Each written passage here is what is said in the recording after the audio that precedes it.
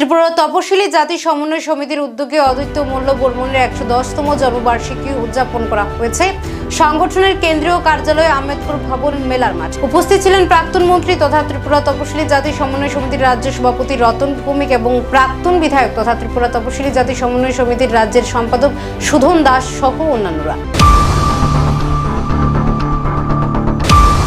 মল্ল বর্মন 1914 সালের 1 জানুয়ারি কুমিল্লা জেলার বামনবাড়িয়া সাব ডিভিশনের গোকর্ণঘাট গ্রামে জন্মগ্রহণ করেন।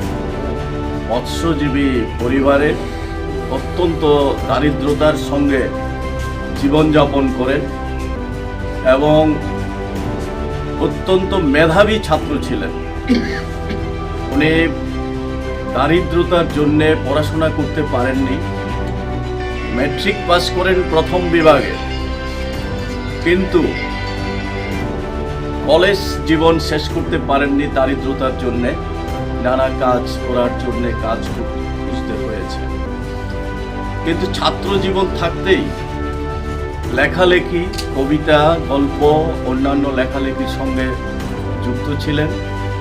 পরবর্তী জীবনেও এই লেখালেখিতেই উনি নিয়োজিত ছিলেন। একাধিক